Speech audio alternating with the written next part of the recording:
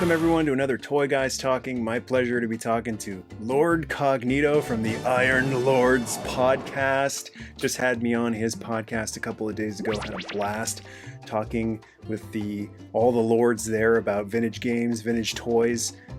So welcome to Toy Guys Talking. Thanks so much for letting me be a part of your circle there, and welcome to the tribe. Although you've been part of the tribe for quite a while, you're in the Patreon tribe supporting the channel. Thank you very much. How are you doing today, good brother? First of all, thank you so much for having me. I'm the biggest fan of yours, so this is so cool to be invited into your realm. You know what I'm saying? The Lord Michael Mercy's realm. You know, the Patreon tribe. I don't know if I'm a lord, but probably just a major. Man, this is an absolute pleasure. Obviously, we got a chance to hang out. A major something. Yeah, you definitely major. You definitely major. There's no doubt. But yeah, got a chance to hang out with you. Got a chance to come to the realm on the Iron Lord podcast. We had a blast, and man, I couldn't wait. That when I got the call, I got the invite, you know, to come through. I couldn't wait, man. So I'm glad we did this, man. This is gonna be cool. We had a great time. I appreciate all the respect you guys gave me on the podcast, not just during my time on, but when I dropped off there, the respect. I went back and listened to the rest of it later on, and thank you for the respect you showed me after I was gone. That's when the announcement came about Kobe Bryant, and I heard someone while we were going through the room tour say that, and I guess it's a sign of the times. It's just you're exposed to something so many times. It becomes habit where, especially me being a wrestling fan, I hear that almost on a weekly basis. So and so died, and so when I heard Kobe Bryant died in a helicopter crash, I mean, my first thought was, man, these trolls, when are they going to just, why you got to do that? And unfortunately, it turned out to be, what actually happened. So, really sorry to hear that. That's terrible. But, it's a reminder that life is short. Mm-hmm. And, we gotta show love and respect to all of our loved ones and all our friends, and treat every day like it's our last, because it could be. Absolutely. Yeah, definitely. I had the same mentality, obviously while we were going live. I believe you were showing a collection at the time. And, it was definitely one of those things like, it's surreal. I can't believe it. You think it's a troll thing. Yeah. Or just in the age of social media, sometimes you see something trending and you get a name trending and you get nervous, but it's usually something else. Yeah. So then when we saw that, I was just like, wow. So my sentiments exactly. I mean, we followed his journey. At least I followed his journey for the most part. So you almost feel like you've grown up with the person, even though you don't know them, sure. in real life. But it's really sad. It's really tragic. And just like you said, I mean, it's one of those things, a reminder, life is short, and really cherish and appreciate all your love around you, because just like that, man, and it was a very sad story. Yeah. And also, you do something similar to what I do with the Iron Lords podcast and stuff. Another reason I just figured this can't be real is because we were in the middle of something really fun, and it's 99 out of 100 people are right there with you and having a blast, and there's always got to be that 1 in 100. 1 in 100 is a warrior, Heraclitus said, but also 1 in 100 just has no idea what they're doing, and I just figured, that's a troll thing that's going on, sure. Mm-hmm. So I'm sure you're used to that, and after a while you just kind of you start to wonder, why don't you just walk on? Why don't you just move on? Why you gotta? But it was like that before the internet age too. We were talking about playing games at the arcades, and I'm thinking there's probably guys like that in the old school arcades too, who had to come up there and slam their quarter down on the thing. Yeah. Like, I'm next. Oh, I can tell you stories about that. Well, go ahead, because this is Toy Guys Talking, and we're not too strict on it's about toys and the tangents that toys take us. Now, in my opinion, arcade games, any video game is a toy, but especially an old school arcade, it's one of the biggest toys, right? So we can go all in on video games today, especially arcades, because to me that is one of the original toys.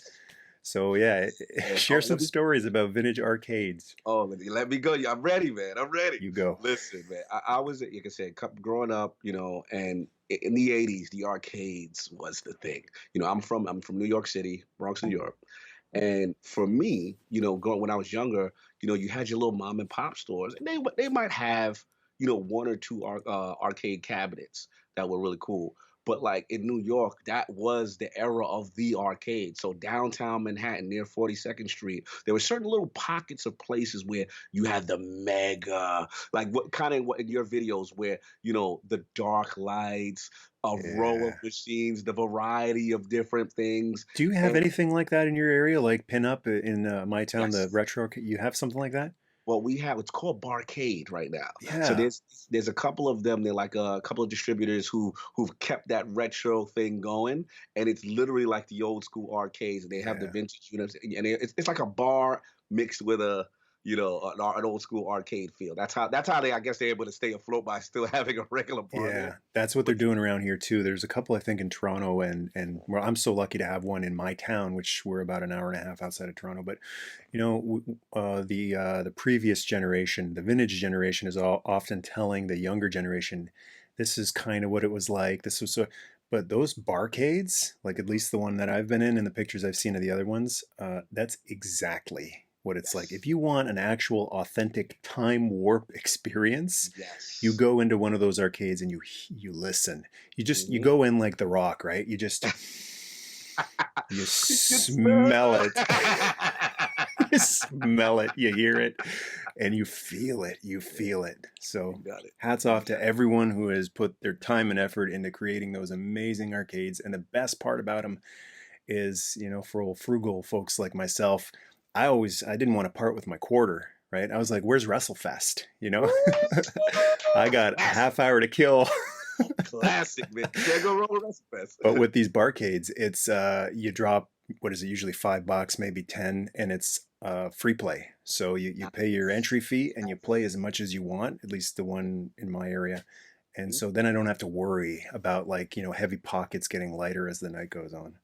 Of course, man. That's the era. This is what we grew up with, man. It's just so classic. I remember it like it was yesterday. I mean, back in those days when we didn't have the free barcades, there was usually a dedicated machine where you would take your $1, your $5 bills, and they would, transfer your money into quarters. And then, like, there was a guy or a guy that you went up to at a desk and you slipped your bill, and he would give you the exchange for quarters so you could use the machines. Yeah, Yeah. it was such a thing. And to your point earlier about, you know, those annoying, obnoxious guys sometimes at the arcade. I remember stories where I used to play this game called Tekken, and there's also like some kind of head-to-head fighters, the virtual fighters, and things like that. And these guys would get all competitive and slam their quarter down and stuff Yeah. like They that. think it's real. Yeah, it was almost like it was blood sport, like it was The Kumite. Kumite. Yeah, like so I used to get So, into it. so did you ever get blinded? I got it. I got blood. But I will say this: your boy Cognito, he held it down. I was very good at Tekken. Tekken was my thing. I love And that on PS. Which oh, which PlayStation did Tekken? PlayStation 1, first one, the very Yeah, first yeah, that was one of my favorite PlayStation one, games. one of my favorites, man. It was amazing. I got really good at With it. King. And, Oh, the oh, with the tiger. King of Wrestling, yes, Yeah, yes, yes. yeah, So I used to. suplex. Oh yeah, all the vintage wrestling moves, man. I got real good, and yeah, I used to just I never used to talk, crap to anybody, stuff like that. But there were people you could tell they're very arrogant, and they, I put my quarter up, and they look at me like, what I'm Yeah, saying, yeah. and then we get it on, and I'd beat them, and they wouldn't have that same type of arrogance afterwards. So it's just funny. It's just the nature of the arcades. I, This is hilarious. growing up, I would see there's two different ways to do it, three or four maybe, I don't know. But there's trash talking a person and being a sore winner. But I Yes, always appreciated when someone would stick their hand out and they'd go, "Good match, good. Yeah, good yeah. match," and that rarely happens in sports, but Mhm. sometimes I would see that in wrestling. I wasn't around when Backlund. I don't know if you're a wrestling guy. Yeah, huge, Yeah, huge. I Back in the day, wasn't. yeah. I wasn't around during Bob Backlund's first Mhm. reign as champion, but when he came back in the '90s, I'd heard so much about him. I was like, Bob Backlund, this guy's a legend, right? And he would always shake hands, and win or lose, shake hands. Good competitive match. He appreciated the effort. It wasn't about the winning or the losing. It was about the effort. Right. So that's always the way that I've tried to do it in any competitive thing, whether it's a board game or it's a video game. And yeah, sometimes when you get beat real bad, and especially someone's being, a Yeah, real not too it, sportsmanlike. idiot about it, it's hard to offer your hand to a person you don't respect, Yes. because that's what the handshake is. A handshake is the ultimate form of respect, and Yes. a lot of people don't see it that way. They see it as a a means to an end, a Yes. manipulative device. That's Hmm. why you got all Hmm. those different handshakes. There's the one Yes. that's above and Yes. the one that's below and the hard one that Hmm. breaks your hand and then the soft limp fish one The and lip fishman, yeah. Of course, of that they course. do in wrestling. But that's one thing that really turned me off of competitive games in arcades. And I think one of the reasons people behave that way when they're like really, really, yeah, yeah, I destroyed you, or they get really upset when they lose. I think it's a lack of accomplishment in their real life. So they're Okay. trying Trying to get your desperately. heart to overcompensate for with this other Yeah, thing. they Yeah. need something. They need some sort of feel good moment, accomplishment. And so they go to video games and, that's online as well too. I just feel like if you work your butt off in real Mhm. life and you work and you try hard and you give and you accomplish some stuff, you actually have some accolades or kudos or whatnot, then it's like take it or leave it, win or lose. It doesn't really matter. It's more about, man, I tried hard and that's all that mattered. Exactly. That's all you could do. I mean, at the end of the day, I've had those moments too where, the guys weren't either trash talking and it was a competitive match and I've lost, but it was so good a match. And you say, you know what, dude, man, that was a good one, man. I got like however you mastered that style or that effort that you put in. I've never seen that before. And you become friends with that person. So the next time you see that person at the arcade, you give each other a head nod, you're smiling. And I met a lot of friends that way. And so, I mean, and vice versa. There's people I beat. They're like, wow, I've never seen the character played that way. And, it's Yeah. just a camaraderie. And I miss that aspect. And for me, competitively with certain titles, I would call them little pilgrimages, different arcades I would go to if they had that game there to test my skill against other people. And again, this is during the '80s, the era of the kung fu flick, and it was just kind of like this cool little pilgrimage that I used to do. I just Yeah. loved it, man. I mean, but besides the competitive stuff, arcades was just so cool because it debuted. This is before consoles really. It really debuted the new technology. So Yeah. whenever you saw a new game, you're like, wow. Like I remember seeing Hang On and Outrun, and you're like, wow, what is this? Like this is amazing. And the big units where you get inside and there's a steering Oh wheel and my God. like that to me was so mind blowing, and it just showed you the way the things in the generation were changing from a graphical standpoint. And you're like, I can't get any better than this. It's amazing, you know. That's one of the things that I think gets forgotten in the conversation when people remember fondly the home consoles. And Hmm. like, I love thinking about Atari and Nintendo and Super Nintendo and Hmm. Genesis, Hmm. even PlayStation 1. But here's the thing I always forget when I think of those great times at home. Hmm. What was at the arcade was always better. Yes, you just nailed it. Always better. And as a kid, I recognized that, Mike. I like it's crazy. It's funny you said that because even up until the Genesis, we had some games that were arcade close. But for the most part, the arcade was always superior. So I remember, again, I'm the gaming ninja, the Shinobi, right? That was my jam, right? I remember having playing that Shinobi game in the arcade, and I remember having the Master System, and they had a version of Shinobi, and getting it as a kid, I'm like, this ain't it. He's Yeah. he's very slow. It's not. You always recognize the arcades at that time were always one or two steps ahead. They had the latest tech. It took a long time, maybe into the PlayStation era, I would say, when finally it was like, okay, this is exactly the same experience I was playing. But it took look how many generations that was, how many consoles you've been through till you get to that point. Quite a bit, absolutely. And then, like with the PlayStation, they went all 3D. They were all Yes. polygon and 3D graphics, while the arcades were still. Don't you like this side-scrolling 8-bit cartoon look? It's like, yeah. Yeah. But yeah, I also remember like Donkey Kong at home, and this is amazing. I'm playing Donkey Kong, but in the back of my mind, it doesn't quite look as good. I mean, you look at it, you compare it today, it's like, what's the difference? But one big one that I noticed is I never played Burger Time ever. I might have Classic. I might have played Burger Time for the old Nintendo for a minute and went, yuck, you know? So never played it again. A buddy of mine, Eric, on the Patreon tribe, said, my favorite's Burger Time. And I thought, Mhm. well, I got to try this thing now because at the Yeah. Pinup Arcade, they've got an original Burger Time. Like, well, Nice. Eric, I trust his opinion that I must have missed something all those years ago. So I go and I play Burger Time and I was hooked. I must have played that thing for a half hour, Classic. on not on one quarter, on $5, but still pretty good.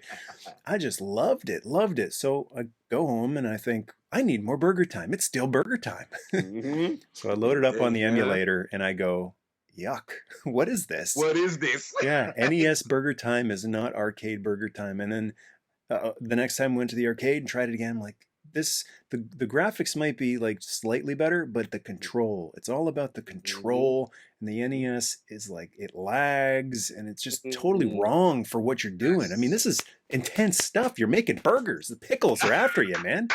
Those hot dogs, they don't mess around. Love it. I love that's a classic game. It's funny you say. You know what games I noticed it as well for me was remember back in the day Double Dragon and Oh, Oh, yeah.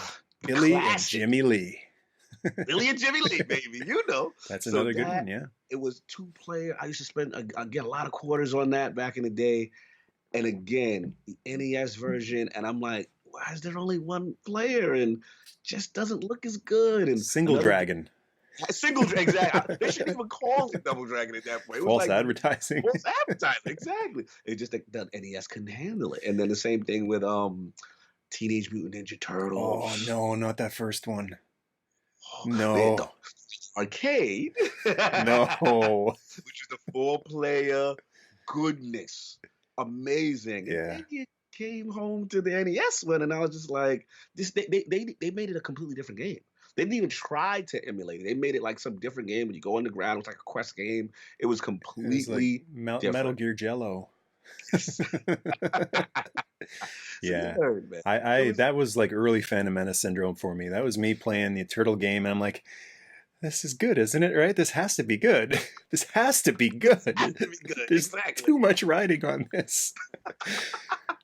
Oh Yeah, man. they One redeemed quick. themselves with a sequel though, and then especially the Super Nintendo Turtles. That's again where it was starting to catch up. Not quite as good, but and it was only two player instead of four, but it was getting Like there. slowly getting it, slowly catching the gap. But But yeah, man, those are the days, man. I really miss being able to go into a theater or go into an arcade and you go up to a machine, you pop a quarter in on one of those four-player games like X-Men or Turtles, and you just look at the person. We were talking about it on the Iron Lords podcast. You look over at them, they look over at you.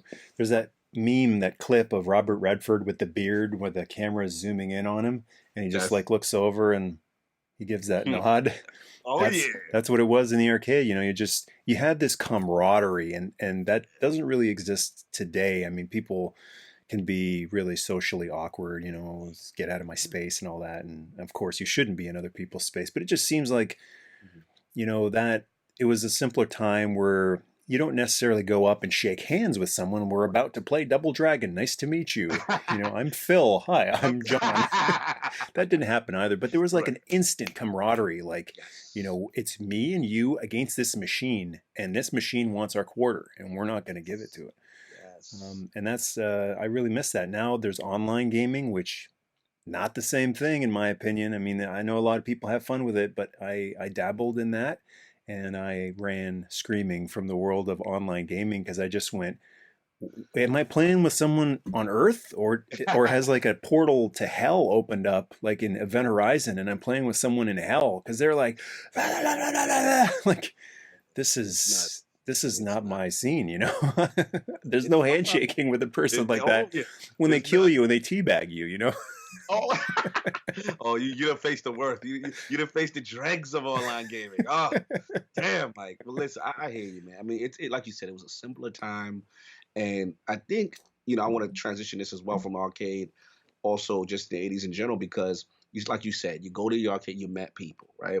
But also, what I feel this generation is missing. I mean, we grew up the age of the cartoon, right? So it's like you had that, and then the age of the toy. So whatever whatever the popular cartoon was, whether it be He-Man or Thundercats or GI Joe, Transformers, then you wanted to get the toy, and then that brings you go outside, and then that your friend had this one, and then you're playing toys together. Again, it was more of a community of people doing things together, Yeah, as opposed to everyone in their house behind a screen, and no one's really physically interacting with each other. yeah. And I Don't do touch my miss, stuff type of thing. yeah, like I mean, it's one of my best friends, real quick story, my friend Eric, I lived in the Bronx, and one of my other friends, he was in his backyard, and we were playing with Transformers, and I forgot, the guy had Starscream, and I'm like, oh wow, you got Starscream? What?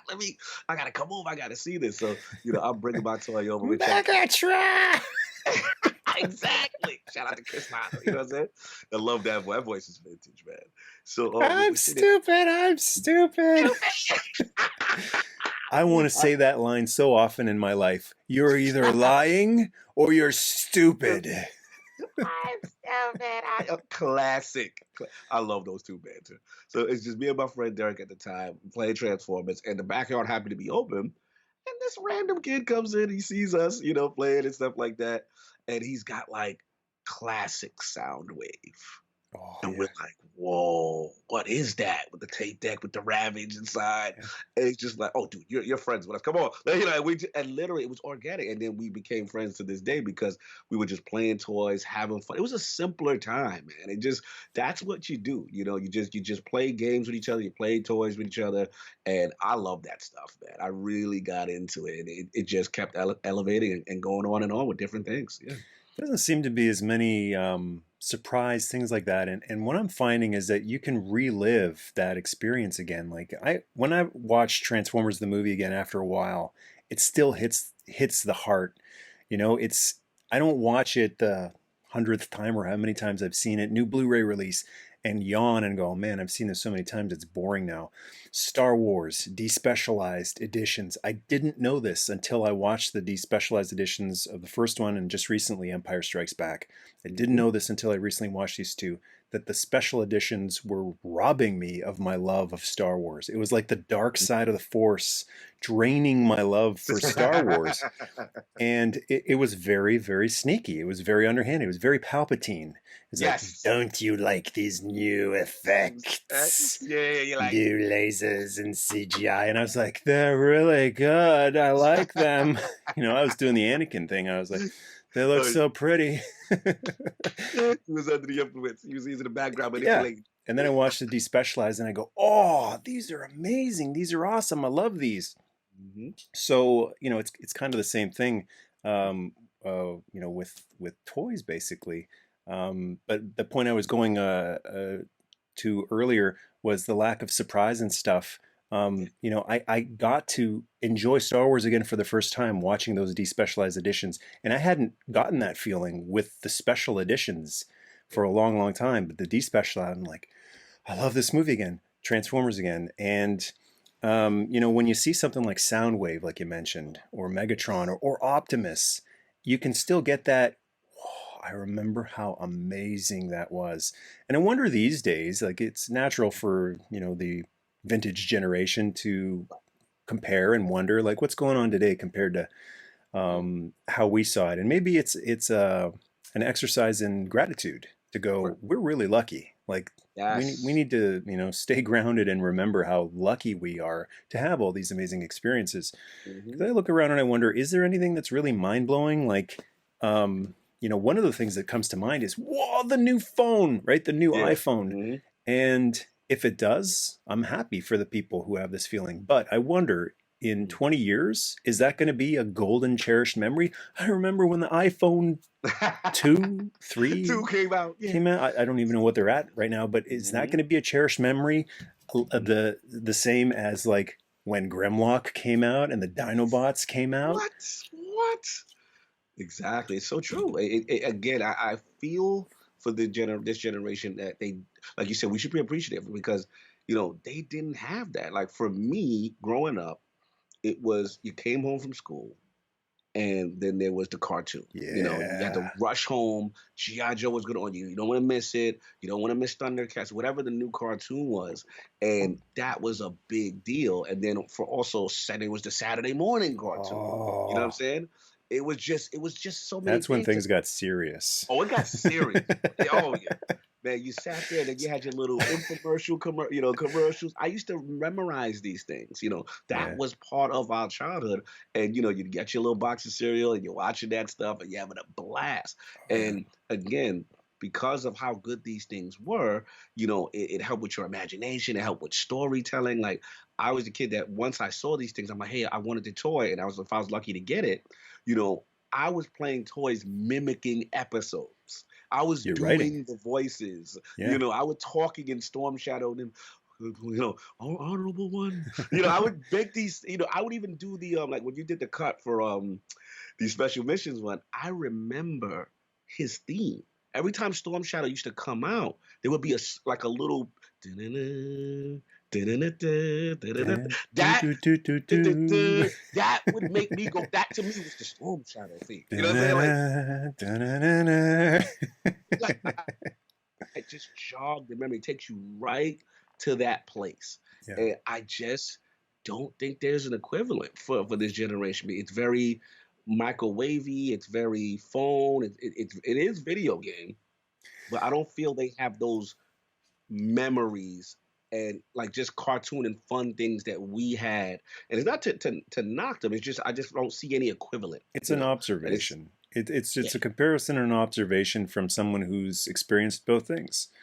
yes, And I think it's valuable. mm, Like I've always liked to hear a perspective of a person who's had one foot in one era and one foot in another. I love talking with people before my time, before mm, my generation about music.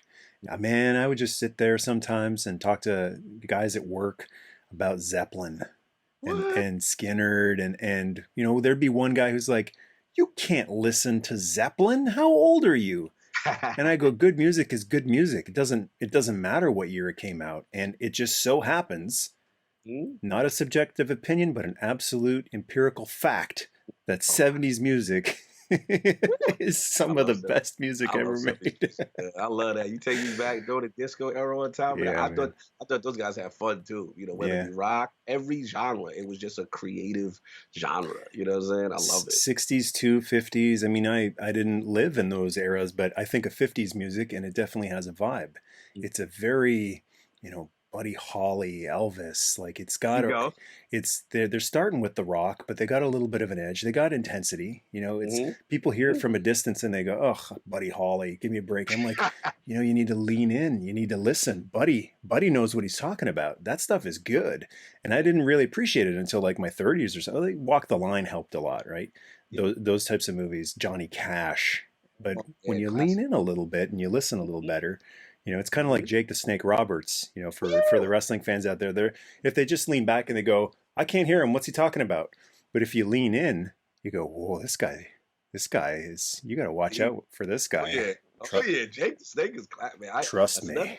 Trust me. Oh yeah. Dude. I love that era. The storytelling, the characters, the larger than life characters. Again, 80s wrestling. You know what I'm saying? Yeah. Like I remember watching the superstars of wrestling. You get up on Sunday, Saturday night's main event. It Oh, was all these things, man, were so huge. And then for me, I'll never forget. I always watch wrestling, but there was just one. You want to talk about music? How influential it was when I heard dum dun dun dun dun dun dun dun dun dun dun. I was like, "What? Who is this? What is going on?" And you just and I and the heavens look like above will split open. for the power of the warriors.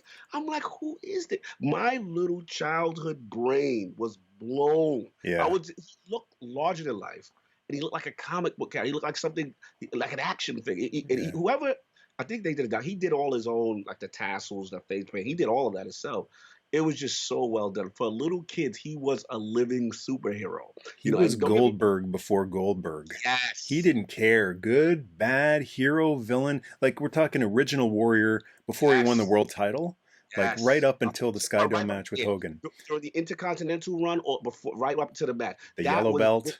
oh the yellow belt. He What you know didn't. about He. the yellow I want one. belt? I want one bad. He would obliterate people, destroy them, and not apologize. He would just destroy people. And then he won the belt, and they started, just do the paint on the cheeks so we can, Side.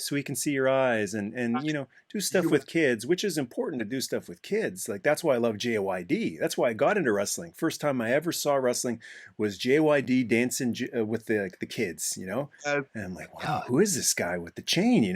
He's got the chain. What's with the chain? And you know what the chain was? It's an equalizer. I'm like, that's awesome. No bad guy can ever get the jump on JYD because he's got the equalizer. But the Warrior would destroy people. And then after the title win, it was more corporate. Like, okay, now we have to corporatize you, and it didn't work, you It, know, doing it it, for the little warriors. first, I love you, Amanda, Ultimate Warrior. I'm like, no, this he would not do It's this. a sweet thing because I think it was his niece, but Right. not you just destroy the character. Like you destroy the myth of the character, Yes. and they never quite got that back. I, I Kind of like you, Goldberg, right? Once you yeah. pop that bubble, you Mhm. can't blow the air back into the bubble. I completely agree. And as a kid, I recognized it. You know what I'm saying? But like prior to that, I mean, it was just so many fun runs. You know, so it was just a fun time, man. You had 80s wrestling, you had all these things all at once. And again, I don't think that there's anything that can replicate it. And I'm not just trying to say, hey, my era is best. You know what I'm saying? But we just had so much going on, man, and into the world of music as well too. One of Hmm. the things that I always bring up is, you know, because I don't ever want it to devolve into my era was better than your era. Like I'm an Hmm. era traveler. I mean, if I grew up in the 90s, I think I would just be as big an 80s guy. And I grew up in the 90s, you Yep. know.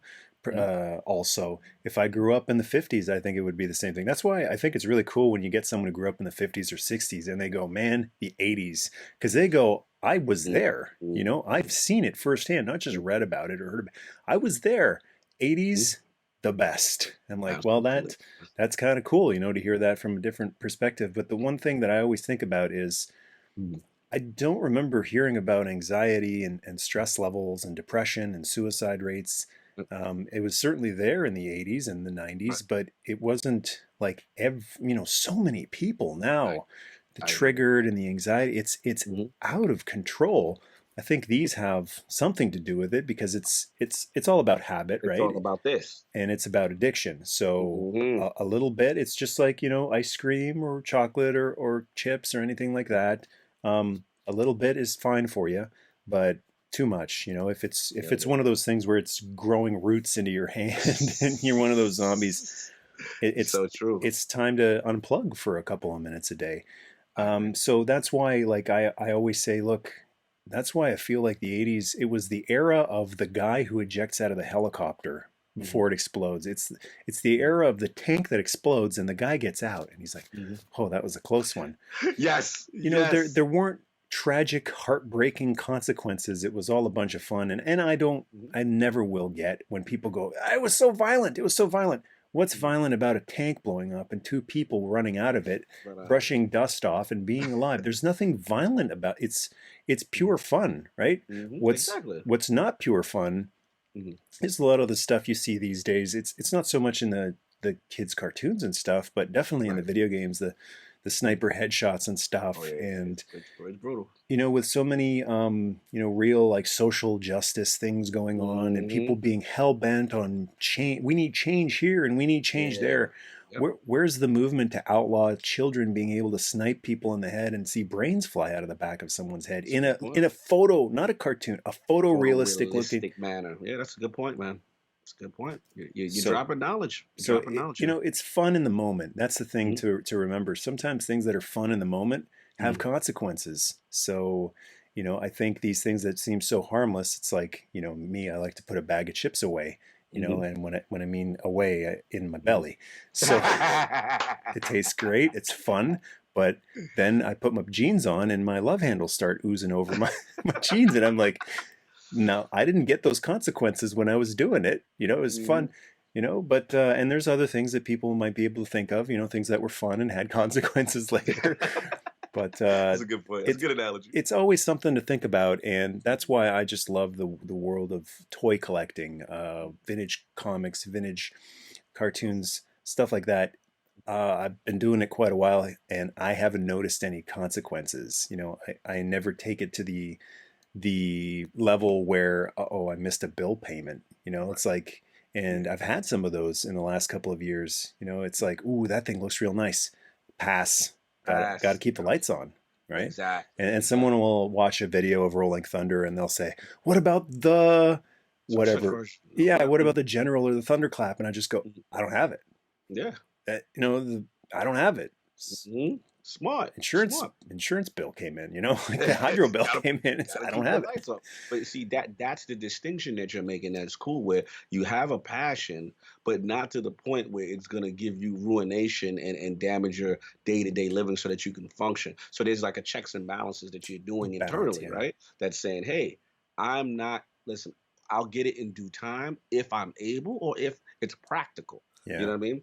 And I think we've had this conversation. He's like, hey man, I'm working on that figure or whatever. I'm like, okay, cool. You know what I'm saying? And that's what it's about at the end of the day. I mean, and your base is loyal, man. I mean, we all love what you do because the passion behind it, brother. The passion, it's so well done. I don't care what version you have of it. I learned so much about Storm Shadow, Megatron, Devastate. Like I just sat there and I smile because I remember. It's like photographic memory. I remember exactly what I was doing and what was going on during that period. You know. Oh, I really appreciate that. And I learn a lot too. And no matter how much I think I know about something, Mhm. when I do the deep dive and Mhm. I'm working on one right now and the Patreon tribe knows what it is. Should I Ooh, drop it, baby. drop the knowledge? Okay, Drop the so knowledge. here's Go. a Patreon tribe knows about this, and everyone listening to this Toy Mhm. Guys Talking is going to find out right now. The next big history video is the history of Transformers Ooh, 1986 edition. ooh, 86. We got the touch. We got the power. Oh, we doing the stand push? Yeah,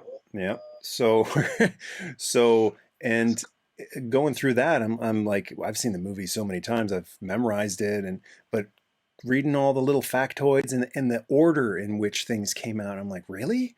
Ooh, I didn't know that, or I didn't remember that, and things like Reflector came out that year. Like Yes. Reflector, really? I just figured he came out the year before, but he was a mail away that year. Mhm, mhm. So that's another huge deep Oh, dive, and can't wait, bro. That movie changed my life. yeah, That movie changed, bro. I'll never forget. I am not ashamed to say this on Toys Talk, Guys Talk Toys. I remember my dad took me and my cousin to see that movie, and I was not emotionally ready yeah. for what was going on. And There's nothing to be ashamed of. I say anyone bro, who didn't get emotional at Prime either. Well, maybe they didn't bro, get Prime, or like, wouldn't you cry if your dad died? Because bro, real it hero. was. I remember the theme song during that scene. The touch, yeah, Yeah, and it was just like what's happening, and then you see little Daniel and Spike's face, and the whole Matrix passing, and I'm like, what is happening? And when they do the significance of his body turning gray yeah, and the head turning to, yeah. I He's was dead. devastated. There's no like, don't worry, we'll plug him into the wall and he'll be okay in a half hour. Oh, He is dead. I mean, he was our hero. He was the John Wayne. He was when Prime was around, everything was okay because Prime was here. And it for again a kid my age, they were killing Transformers. Like they were. 'Cause, I mean, I know from the corporate standpoint, Yeah. there's a new line coming. But as a kid, you don't understand that. You think about that. You think about these favorites, the Ironhides and the beloved Oh, guys. those first 2 minutes. Oh, Ironhide, bro. Prowl, Brawn, three of my Yes. favorites. Bye. Why? And the Why? medic. Why you have to kill the doctor? Yes. But the And doctor, Megatron is like, did you he's do like, you remember the yeah. doctor was two gun justice? It's like, yeah, Ratchet. I've had enough of this healer stuff. Then he's like, I can't let you. And then Megatron's like, such heroic Oh, nonsense. And I'm my like, what? They're killing me. This never happened. Like, bro, that was mentally scarring yeah, for a child. Like, you gotta understand. Don't get me wrong. I love the movie. But at the end of the day, it was a lot to process on how they transitioned. You know yep. what I mean? And I'm very curious once you do your thing and maybe the research. I mean, yes, I know a new toy line was coming. You know what I'm saying? But they didn't have kids prepared like like this was gonna be a regular Transformers episode kind of thing. It was different, Well, man. they It was they different. say, and I think it was Flint Dille who wrote it, and he, takes the dubious credit of I killed Optimus Prime. He's kind of like, Hmm. I did it. He's not proud of it. He's not one of these writers today who's like, I killed Luke Skywalker, or I killed Han Solo. No, he was like, I don't know. Seemed like a good idea at the time. But a lot of those people downplay it and they say, we didn't know. We had no idea. There was no internet. There's no Twitter. We didn't know. But I gotta wonder, like, you must have known with how many of those units you sold. I mean, those were sold out. I didn't get one until '85 because sold out. I never got the Mhm. silver Out. roller and silver missiles and big bloated Mhm. fists. I had to wait till 85 with the purple roller. But Mhm. I sometimes wonder if it was deliberate because, there's that swear word in the movie too. I mean, Yeah. you never put swear words in cartoons. I wonder if it was, they were doing it and they were like, you know what, G.I. Joe can stay the wholesome, young, Mhm. youthful thing. Mhm. Transformers, this thing, I Mhm. think this thing has legs for teenagers. I think Mhm. we need to go in the teenager route. So I think that movie was more written for teenagers than for I think children. so. I agree. It's just This is jarring because it was such a quick maturing. We had 2 years yes. of the kiddie Transformers, and Thank then you. welcome Perfect to caption. your teenage years. And I had a few Perfect. more years to be a teenager, Yes. but You even did. in those first 2 minutes, I was like, "What's happening? What's Is happening? Ironhide going to be okay?" It's like, Okay. no, Yeah, he'll dude, I never be remember. okay again. Yeah, I remember the quintessons of throwing Transformers into. Oh, Or somebody into vats yeah, and, sharks. and Unicrons inside, and they're throwing people into. I'm lava, and I'm like, what is? And those are like your favorite. You see Wind Charger. Yeah, I'm like, what is going on? Like it was, and I never it was forget. D-Day. It was Yeah, D-Day for but Transformers. yes, I Normandy. never forget. It was a scene with Springer and RC, Yeah, and this is during the invasion of Autobot I City, just saw a- that clip today. and they're dragging bodies out. Yeah, And you see it. I think RC's face said it best of how kids felt. yeah, She was like, they're you know, dead. they're dead. And They were. Springer's like, we got work to do. It's like, if you want to not be dead, help me. So that's what made it feel like a real war. And they told us this was a war. They've been telling us from the start, these things have been fighting forever. And then, yeah, right in the middle there, it's guys like Springer who are like, the war rages on. There's no time to mourn the dead. Mhm. So it's shocking in the first viewing, but the nice thing in subsequent viewings is that it's true to the original. That's the reason why it's not, what is this anomaly, like, get this thing out of here, this doesn't go with. No, it perfectly goes with Transformers. It's war, it's Oh yeah, brutal, absolutely. Oh, absolutely. Absolutely. and it just by the end of it, I loved it. Despite all of the chaos that happened. I was sad that Prime died, but I think I also, and I was emotional, but I also immediately recognized the ultimate hero send off.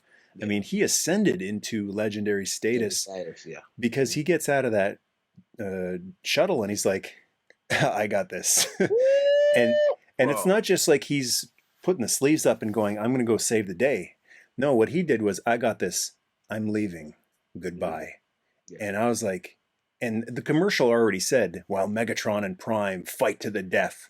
Mhm. So when I heard that, I thought, Prime ain't getting out of this alive. There's going to be some kid or something that he's going to cover and he's going to take one right through the head or something. I was Yeah. like, as much as I love Prime, Megatron's he's a bastard. Oh, He's going to he kill was him. evil. Oh man, he was evil. So Mhm. the death was like sad, but I just Mhm. appreciated the sacrifice. I'm like, this guy's single cup even says it. He turned the tide Ah, yes. by himself and he saved the day. So it wasn't just Rodimus at the end saving the day. Right. Prime made all of this possible. And then Right. the perfect way to end the movie is while Rodimus Prime is opening the Matrix, you hear Optimus going, Optimus's voice. "Arise, Rodimus Prime," which is Optimus's way of saying, "I believe in you. Mhm. You've got the touch. You're the Yeah. leader now." He endorses him, Mhm. which is why I never really, Mhm. I don't go with the troop of people who blame Hot Rod and they say, "Oh, it was Hot Rod's This is a fault Prime discussion. died." Yeah, so there's obviously a lot of people who blame Hot Rod for Prime's death and they can't get over Right. this. But I go, Prime forgave him. Right. Hot Rod even says, "Optimus, forgive me." Forgive Now, me. now, Yes. now, for the people who think they know Optimus Prime, and everyone Mhm. has a different opinion of him Yeah. and what is true to the character, but Mhm. when an Autobot, when one of his family says, Right. "Optimus, forgive me," Mhm. what do you think Optimus's answer? Because they cut away, but what do you think his Right. answer is? Even if he didn't say it out loud, in his heart or his spark, what do you think Yeah. Optimus's response to "forgive me" is? It You, would be like, you don't have to thank me, old friend. Like, this you, is what we do. Like, you know what I mean? Like, I don't even we're think we're good. We're cool. good. Yeah. Like, I it would forgive be a you. non-issue. Yes. Absolutely. So Absolutely. if Prime forgives him and then Hmm. endorses him, and at the end, not just forgives him, but endorses him and Hmm. says, "You're the man now," Right. I don't see what the issue is. I mean, that is The I gotta combat you perfect though. passing of the torch. Go ahead. I gotta combat you. Now listen, I understand the passing of the torch, but I do understand the listen, at the end of the day, Optimus is gonna die, right? They have to figure this out, right? So this is the story they went with. And I get it. But you gotta understand for people at that age, they want to know what could take Optimus out. So of Right. course, Hot Rod is the easy scapegoat. He's Yeah. the easy, like, if this idiot didn't just jump in the way of, Yeah. whatever. Because let's be real, I mean, Optimus had Megatron beat. Like Yeah. it. And he was like, you who asked for, who showed no mercy are I, now asking for I it? think it was. I think it was like. I think I've had enough of you. Yes, Like I've let you off the hook so many times, but I think and I'm done with you. yeah, and people wanted that moment so bad. Now, again, the movie would have probably been over at that point, Yeah. so it probably doesn't make a good movie, right? Prime just flies right into Unicron with the Matrix. The movie is like 17 minutes long. 17, exactly, game over, right? And I get it. But you gotta understand, it's just we were emotional, Mike. We were Yeah. emotional. We lost Yeah. our John Wayne. We lost our guy. So the immediate scapegoat, and this is why I feel you gotta watch me on this one. This is why I feel after that generation it struggled because not that Rodimus was a cool character. Hot Rod is a cool character. There's nothing you can't Visually, say. yeah. But again, there's resentment from a tribe of people for all those generations prior of G1 loving Optimus. And I'm like, I get that. this is the guy I got. And that's all it was. I It was get just an that. emotional response to blaming something. And if you really Yeah. think about it, remember, it did struggle out the gate the next seasons prior. They had to bring Optimus back because the Yeah. ratings were going And down. kill They him were again. had to kill him again and bring him back again. Yeah, definitely. Rodimus was so flashy with the pipes and the flames. It's kind of funny they did it again in the Michael Bay movies, right? With the pipes and the flames and stuff for Optimus. Um, I don't know. Maybe it would have been better if it was Groove who jumped in there. Get out of the way, Groove. Just so that Rodimus didn't have that baggage. Yes. But I guess the reason why I was always okay with the character, I got right into it. I wasn't like, I'm out, I'm done. I can't like this movie. The reason I got into it is because Hot Rod, he continuously redeems himself throughout the movie. First of all, he saves the city in part. I mean, Optimus turns the tide, but it's Hot Rod who sees the shuttle and starts shooting at it. And everyone's like, "Are you nuts? What's wrong with you?" He was the early warning when no one else noticed. So he Right. he gave them a shot. And then Right. throughout, he is just constantly a selfless person. He saves Cup. He makes a quick treaty with the Junkions, who, Yes. with their help, they're able to fight Unicron. He's the one who pulls on the stick and goes right through Unicron's eye when everyone else is going, "What is that?" And he's like, "What is that? That's where we're about to be in a second." So, and then he fights Galvatron. He is so outmatched. Yes. It's not even close, but Mhm. he doesn't care. He keeps trying and he uses his speed, right? Yes. Whoever did that before in Transformers? You never had like the smaller class of Transformer fight the giant Giant Transformer. class. That's a good point. And he's doing hit and run, like Yeah. boom, boom, boom. Yep. And he just kind of came off to me like, I might not win. We can't hold out forever, Cup, but we can give them one humongous repair bill. I love that spirit. I might not win, but I'm going to do some damage. You're going to know you fought Hot Rod. I Absolutely. love that. So I think that's why I was able to go with it. I totally understand why people just shut all that out. And it's too bad because they're shutting out a lot of cool, heroic stuff going on. Oh yeah. Don't get me wrong. That movie still is a classic. I have no problem with his rise and his ascension, and to see that, and like you said, he basically was showing leadership qualities during that movie. He was growing during that movie and him ascending, and I thought it was cool. I just think I said after. I'm talking about like after the movie's over. There Now was a definite character change where he kept doubting himself. I'm like, where was like the confidence of the young Hot Rod? It's gone. Point. It was like guilt. Think he was a good Rodimus after the movie. It was always a questioning. Totally of himself. agree. Totally agree. Yeah. And then the other thing is, I didn't get that because I was like, you're a flaming Winnebago of love. You should be ultimate confidence. Yeah, and it was almost like he always had to have a group of trusted advisors, and you got Ultra Magnus and you got Cup, and it just he didn't. I mean, I didn't feel the leadership was solely his. And then True. on the flip side, what really got me annoyed on the Decepticon side is I was glad my boy Cullen came back to do the voice, but he was just too like Megatron was Oh, manipulative. Frank Welker, yeah. Frank Welker, yeah. Yeah. Like he was manipulative. He's He was, he's nuts. not, but he had to grasp me for, and then Galvatron was just crazy. He was just remember the Yeah, episode where he nuts. was like in a loony bin. They put him away in an asylum one Yeah. time because he would beat up his own it was just it was just a little too much. And I think I tried to hang in with that third season, but man, it was tough, man. It There was a was couple, yeah, it was a couple cool features. definitely, I love it, but there's definitely, it felt we were going and then the movie, Yep. and then from there, I mean, really, there's nowhere to go. So it started, yeah, Web World. I think that was the one where they are doing something to his brain. They're realizing Yes. he's got issues, but It's like die Autobots, Autobots. I'm like, it was just too benign. I'm like, where's the the calculating brilliance, brilliance? yeah, That's what I'm. And I actually gravitated towards like Cyclonus. I like Cyclonus better. There were a couple other people who I actually liked a little better, and it goes to show you that it was on a decline because they brought back Optimus. They brought back Starscream's ghost. yeah. They started to see the decline. The fans were Old, not old school catching is on. cool. Yeah. There you go. There you go. Yeah. What are I want to talk a little bit about what you have in your collection. What are some of your favorite 80s pieces in your collection? Now, as far as Transformers, or just in general, that's a In question. general, yeah. Oh man, like again, grew up with that. The GI Joe pieces, of course. I had um, I had Bionic Six. Remember Oh Bionic yeah, Six? I just saw those a couple months ago at a toy show with the clear parts. Die-cast. Yes, You could hurt yes. somebody. Remember how heavy those toys Yeah, were? man. Die-cast. Oh, yep. Karate one and leader one, all that stuff. I had that. I had a few of those masks that you had. Masks was big for a little bit. Had them. My GI Joe was pretty extensive. So I had every ninja Yeah. character: Jinx, Storm Shadow. They even had a GI Joe samurai called Budo. Yes. Yeah, I had Budo. him.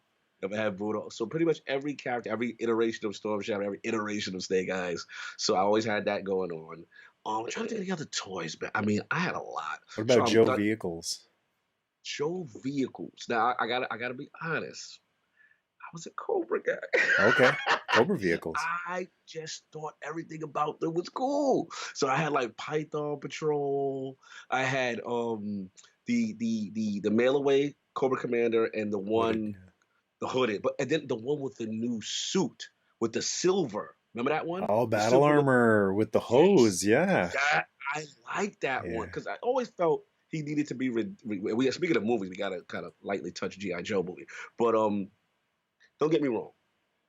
I felt the series of Serpentor's creation was pretty cool, right? I I like loved it, man. getting all the leaders of all the past generations. We gotta, Cobra Commander, we gotta throw him out. Whatever. It was a fun story Yeah. in Serpentor. But then once he arrived, he was cool, but I still just missed good old. It's nothing that beats Cobra I'm Commander. stupid. I'm stupid. I mean, Chris Latta. Can we talk about him? Yeah. Yeah. I mean, the voice. I mean, when I The heard it in past, range. I didn't know for range, the longest time. It was obvious to every kid that Starscream and Cobra Commander were the same guy. same thing. Yeah, yeah. But then you find out Sparkplug, Gung Ho. That's Like, really? Same really guy? Yeah. same He guy. did Sparkplug on Transformers, Spike's dad, and Gung Ho on G.I. Joe, and a bunch of other ones. He had those two voices. He had that Cobra Commander voice, and then he has that Sparkplug voice. Yeah.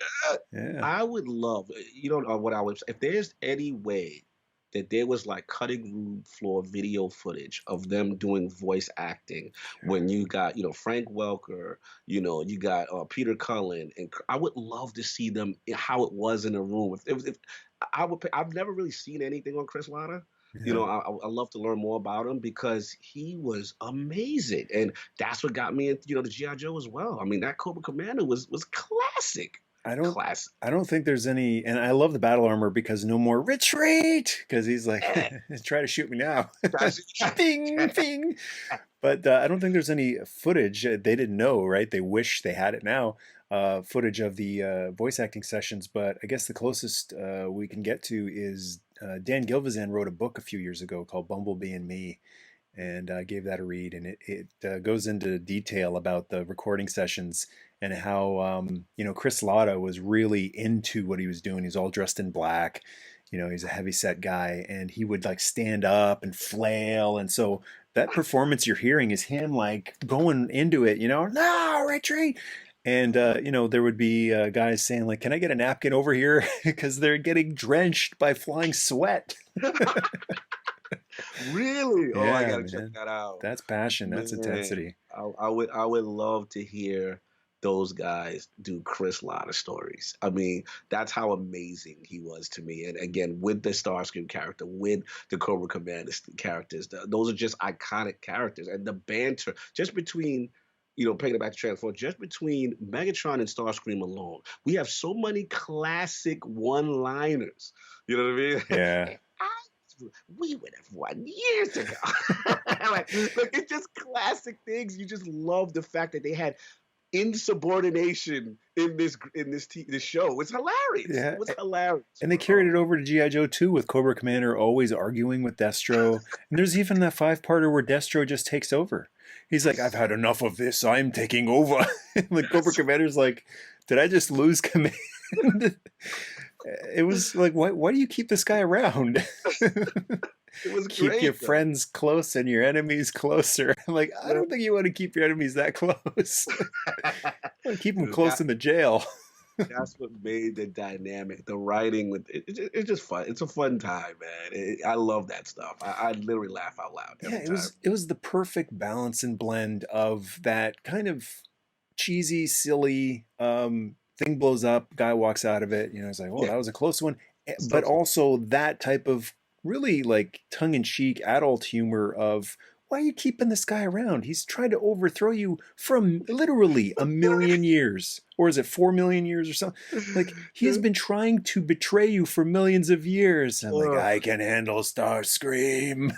Like, It's so funny. Shout out to, I believe, Rodimus Primal. He had a introspective on it. It was just so funny, what I'm saying, to see, because it's like you think about it, common sense, like, why are you keeping this guy around, kind of thing. loves the But challenge. it was a challenge, man. It was really challenge, and I'll never forget one of the greatest episodes, Starscream's Brigade. Ooh, Bruticus. To guess, Yeah. he said, "Who's the Decepticon leader now, Megatron? You are. I can't hear you. You are. I am leader of the Decepticons." And the whole time I'm listening, I'm thinking, you're gonna pay for that. You're gonna pay for that. And, Shout out to the Stunticons yeah. for being loyal. And he's like, "Hey, what do you think? Megatron's been beaten." He's like, "Hey, you think it's gonna stop with just that?" And then in the movie, Megatron, is that you? And that's the moment where I went, and there you pay for it. That's where you pay for it. That devastated me too, though. To see him Yeah. just obliterate No it more to the, games. I was like, No more games. It's like that was Megatron. This is Galvatron. this I is am Galvatron. playing with you. You threw me out the shuttle. I still had gas in the tank, and you threw me out the side. It's like, no. Astrotrain says to lighten our load. Those against nay, the eyes have it. Yo, I can remember those things. It was so funny. I still function. What a bad. Yo, how classically hilarious is Chris Latta? Yeah. These are funny lines, man. You'll never forget these lines. And the last thing I want to say, or in reference to that part, is Megatron's arrogance before becoming Galvatron to Unicron, because I serve no one. Okay, then to oblivion. Yeah. He's gonna kill him. Nom He's nom like, okay, nom. I accept your terms. I accept your terms. Let's renegotiate. To the very end, Megatron was still negotiating. It's such a good movie. That's like all that subtle humor. It's not beating a dead horse and heavy-handed humor. It's very subtle, and you don't really notice it when you're a kid, but when you go back as an adult, it's like, yeah, the negotiation is so ridiculous. You've got this speck who's like bleeding and smoking and barely alive. I destroyed Prime. And you got the Exactly. planet who's eaten a world already, you know?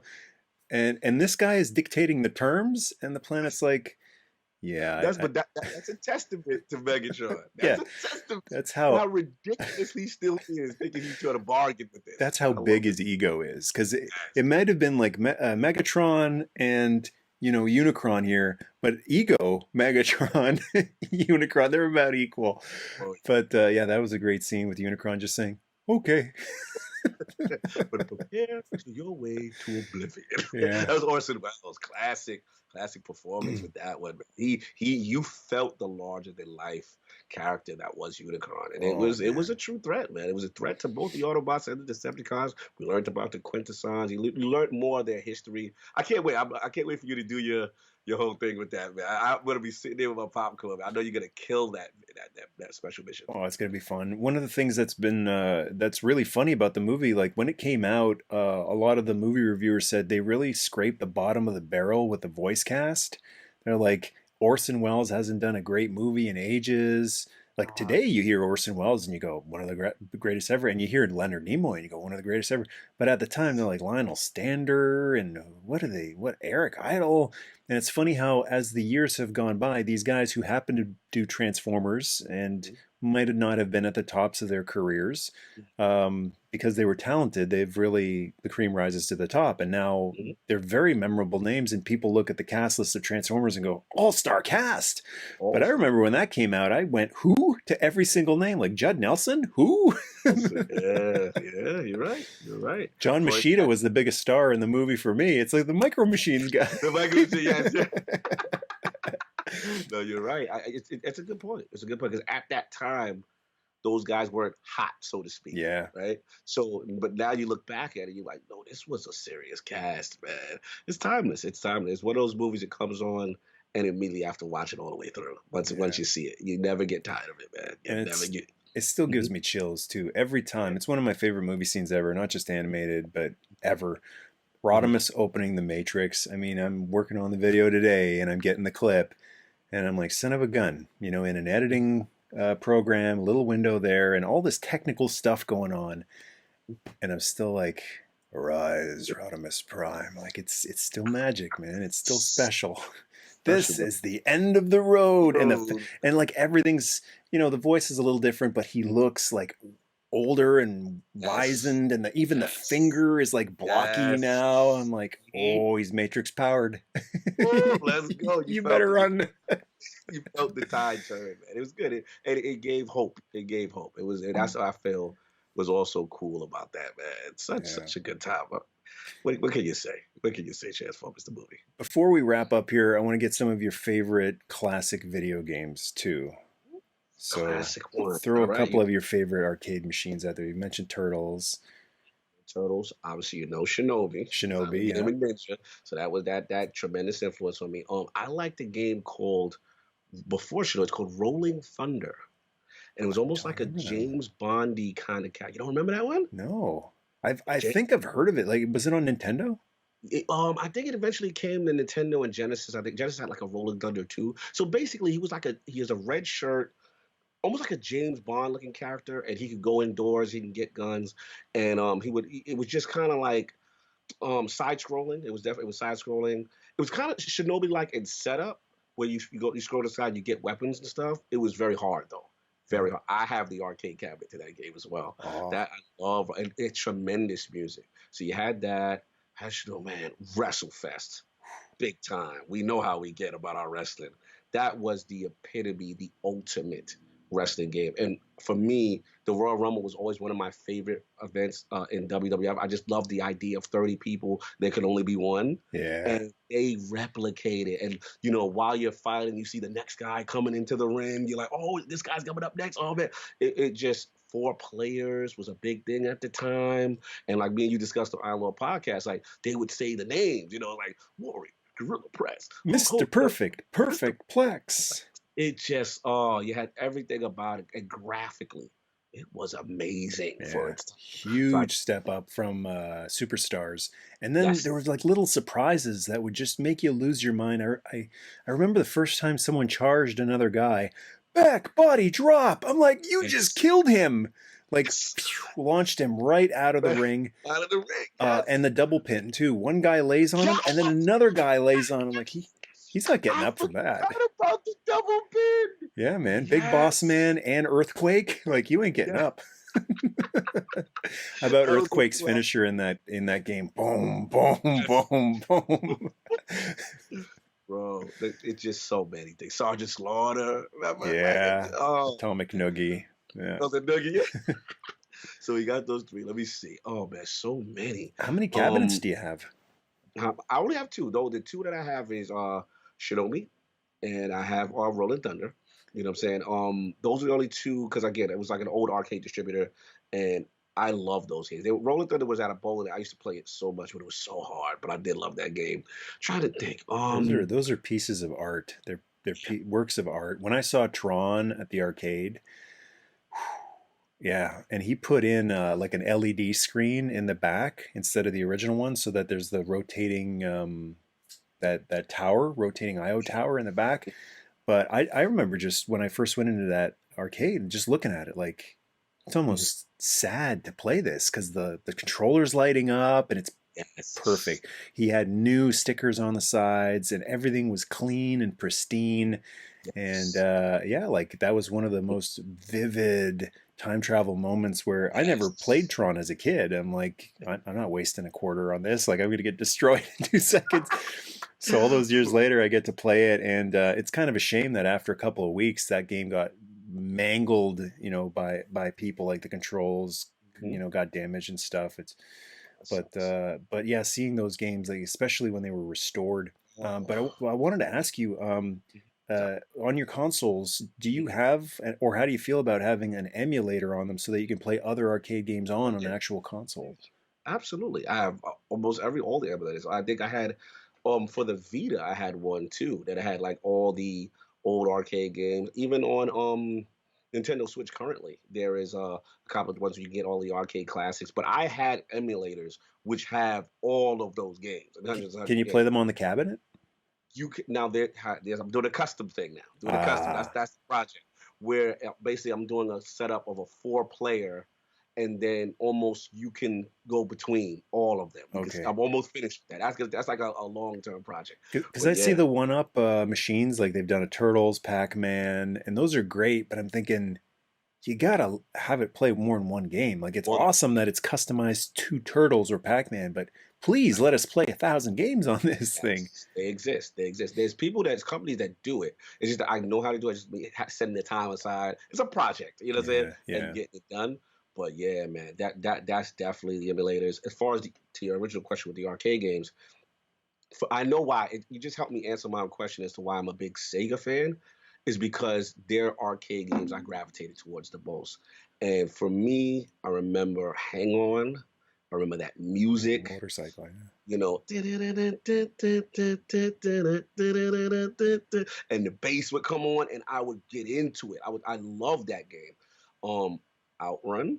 Yeah, From yeah. the musical sound shower came on, and you got your girl in the car, you know the thing, and you're doing the hairpin turns, and oh man, that was another one. So Sega's arcade presence was strong, or at least in my neighborhood, that I would gravitate to, and I think that's what led me towards the Master System. I ended up getting the NES still, but I got the Master System first only because I'm like, I gotta have those games. Those are the not no, not knowing that they're not gonna be arcade perfect, but Right. I just wanted to Close. have, the Space Harriers, the Outruns, the Shinobis, that's what it was, man. It was just tremendous, bro. What was I think it was a Genesis game, Hmm. Road Rage? Was it a motorcycle game where you could like use a chain while you're on a Road motorcycle? Rash, Road Road Rash. Rash. Oh yeah, You kick a classic. guy and oh Hmm. man, I remember that too. That was one of the first games I was like, I don't think he's getting up and doing that. I think that guy's going to the Yes, hospital. He's gonna be Road Rash was amazing for its time. he's gonna be Yes. limping for the rest of his life. Like now we're introducing some consequences in these games. Oh yeah. Yeah, Yeah, man, the Street Fighters. I mean, so many. I can go. I remember Bad Dudes. Anything cooperative, I loved. yeah. Anything Double Dragon, Bad Dude, all that stuff. Alien Where it versus was you, Predator. Alien versus Predator. Creepy. Golden Axe. Anything where it's you and I always love when it's you and your buddy versus the enemies. Yeah. Because it was a bonding moment with your friend, and it's like, okay, you got that guy, I got that guy, and I'm always been a sucker for cooperative games. That's just how I am. Me too. That's why Streets of Rage and Streets of Rage 2 for Genesis, that was, I think, the closest to replicating actual arcade look and feel. We're not just Yes. talking about music and graphics, but feel. When I sit down with a buddy, we did the playthroughs a while back, me and Lightning Mm-hmm. Lou on Streets of Rage 1 and 2. And Right. that was like, yeah, man, this is, Mm-hmm. we're on the Streets of Rage, and this feels like we're back in an arcade. Such Mm-hmm. crisp, just controls, impact, music. It's like it's the closest that I've ever felt to being in an arcade without actually being in an arcade. Yeah, because those technically didn't exist in arcade. They were developed strictly for console. That's And right. like we talked about in IOP, shout out to Yuzo Koshiro. I mean, those guys, what they did with that soundtrack. I'll send you a link. They did maybe about 2018. They did a concert. Yeah, that's in Just Streets of Rage remake. I think they used that music in the fan made. yes, they literally did a concert of all the Streets of Rage 1 through 3, all the different beats, and you sit back you're like, oh my god, how amazing! Like this is regular music you can listen to. That's how Yeah. good it is, man. Doom doom doom Oh doom yeah, doom doom doom doom yes. doom doom What? doom doom doom doom. Dude, Let's classic. Go. Classic. You know what